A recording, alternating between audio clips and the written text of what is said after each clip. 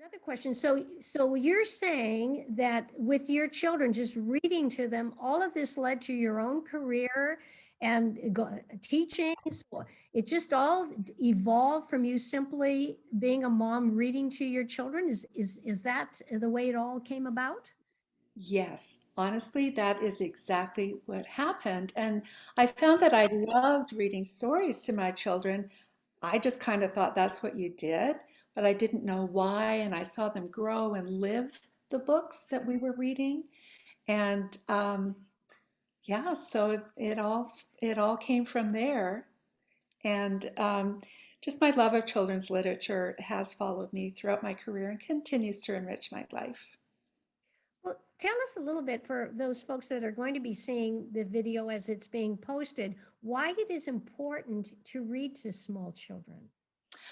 The most important one of there's many reasons, but one of the most important reasons to read aloud to young children is that it's not just the story, it's the routine, the being held, the feeling loved, the hearing the language. And the language of books is very different than conversational language. So it helps them understand when they go to formal education, when they're in preschool and kindergarten and early elementary, they learn that book language so that it helps them understand when they're learning how to read because they have the vocabulary to understand it. And one of the things that is really important as well, and a big push came through with the No Child Behind Act a long time ago, was to include nonfiction information in young children's books so that they're learning about the world at the same time that they're learning about, the joy of story and the interest in, how they can relate to it. And I think for this book, a lot of the information that I've received from adults, interestingly enough, is that the nonfiction piece at the bottom of each page helps them connect to the desert in ways they never would have thought. The story becomes deeper to them. It's interesting to both young children and to adults. So certainly to get back to your question, children, the emotional part of being read to is so important. The learning about the language of books, the learning about the world, and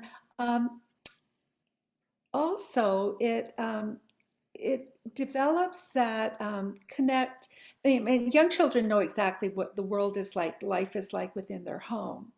And just as for adults, it takes you out of your immediate surroundings and you learn about different ways of thinking, different ways of acting, how other people have the same thoughts that you do and the same dreams that you do.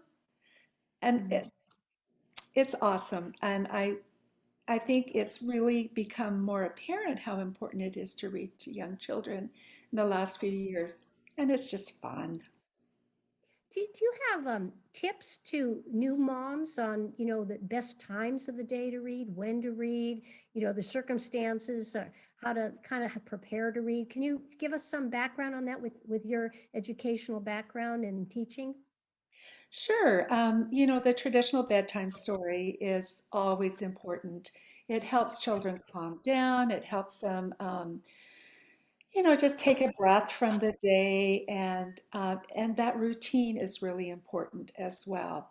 Some parents have come to me, and young moms and young dads, and they say, "Oh, my child doesn't want to sit down and read a book." So read to them while they're in their high chairs. Read to them while they're in the bathtub. You can get that story of that language of literacy into them any time of the day. So don't feel discouraged if they don't want to sit down and read at night. Well, And it's that's never too early to start. I read to my children in utero. oh, geez. um, it, Even though they don't understand what they're hearing about in the books, they're making those connections to being loved and how to hold a book. All the things that are so important in early literacy.